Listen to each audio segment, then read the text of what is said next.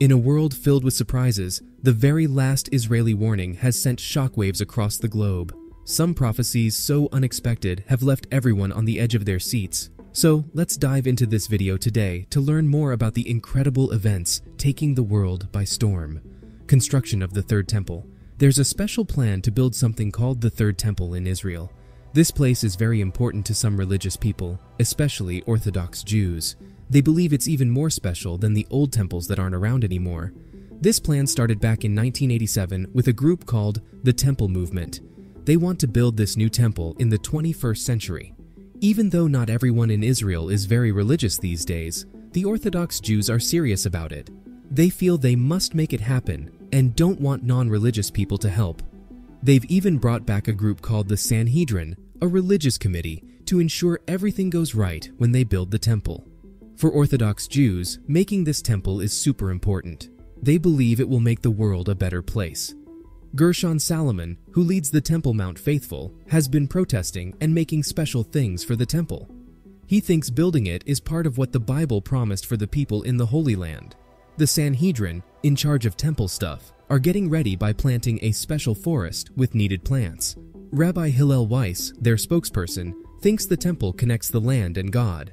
And surprisingly, most of the things they used to offer as sacrifices in the old temples were plants that grew in Israel. Discovery beneath Al-Aqsa Mosque. In the ongoing discussions about the Third Temple in Jerusalem, a significant discovery by British archaeologist Robert Hamilton has added fuel to the debate. He found a mikvah, a Jewish ritual bath, beneath the floor of the Al-Aqsa Mosque. This finding has reignited the debate about the historical location of the temple and its possible reconstruction.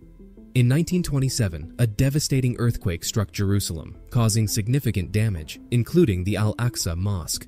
During the mandatory period in pre-state Israel, Robert Hamilton, the director of the Antiquities Department, saw an opportunity amid this disaster. He negotiated with the Muslim Waqf, led by Grand Mufti of Jerusalem Hajj Amin al-Husseini, to allow archaeological investigation on the Temple Mount for the first time in the area where the mosque had collapsed. Hamilton documented the reconstruction work conducted by the WATF, documenting findings from the Second Temple and Byzantine eras. However, his cooperation with Muslim clerics came at a cost, as he did not mention findings that might be inconvenient to the Muslim community. These concealed findings are now coming to light after many decades. 80 years later, these hidden findings corroborate discoveries made by Israeli archaeologists Dr. Gabi Barkai and Zachi Dvira. They have been sifting through tons of earth removed from the Temple Mount about 13 years ago. This earth contains numerous tiny archaeological artifacts.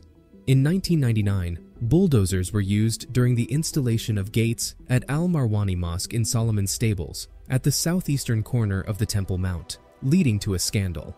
However, this incident provided an opportunity for archaeological examination of the earth from the Temple Mount, offering insights into Jerusalem's history. Among the discoveries were remnants of a Jewish mikveh from the Second Temple era beneath the collapsed floor of the Al-Aqsa Mosque. This suggests that Jews used this mikveh for purification before entering the temple grounds.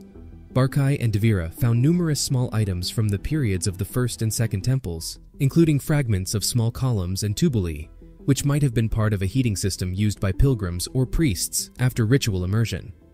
About half a meter under the damaged mosque's floor, Hamilton's discovery of a Byzantine mosaic was significant. This finding corresponds with numerous mosaic stones, column fragments, and other relics from the Byzantine period discovered in the earth taken from the Temple Mount.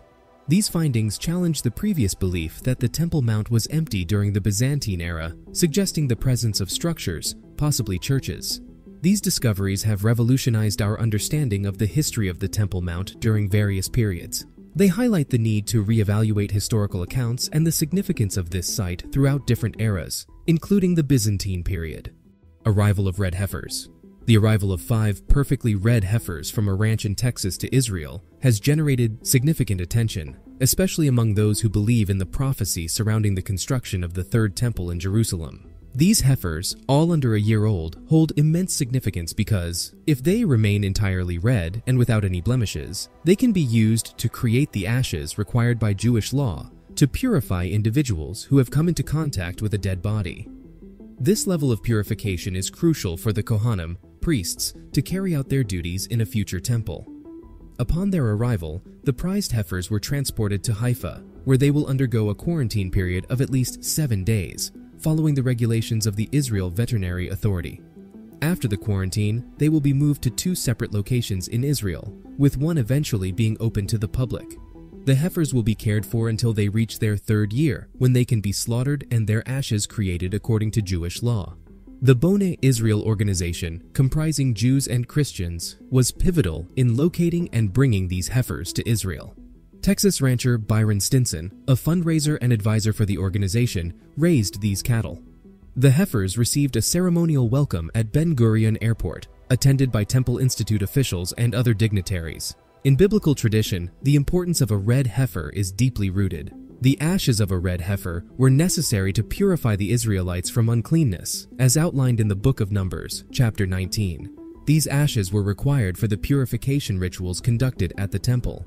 Consequently, the appearance of a red heifer today is seen by many as a sign heralding the construction of the 3rd temple and the return of Christ. According to rabbinical tradition, 9 red heifers have been sacrificed since the time of Moses. However, no red heifers have been slaughtered since the destruction of the 2nd temple. Rabbi Maimonides even taught that the 10th red heifer would be sacrificed by the Messiah himself. The recent arrival of these 5 flawless red heifers from Texas to Israel on September 15, 2022, has been viewed by many as a fulfillment of prophecy and a significant step forward in the plans for a new temple. The requirements for a red heifer specified in the Mosaic Law are strict. It had to be without defect or blemish, and had never borne a yoke, Numbers 19, verse 2. The red heifer sacrifice was unique in several ways in the law, including the use of a female animal being sacrificed away from the tabernacle's entrance, and having the color of the animal specified. The procedure for slaughtering a red heifer is detailed in Number 19, verses 1 to 10, with Eleazar the priest overseeing the ritual outside the Israelite camp. After the heifer was killed, its blood was sprinkled toward the front of the tabernacle 7 times. Following this, Eleazar supervised the burning of the red heifer's carcass, adding cedar wood, hyssop, and scarlet wool to the fire.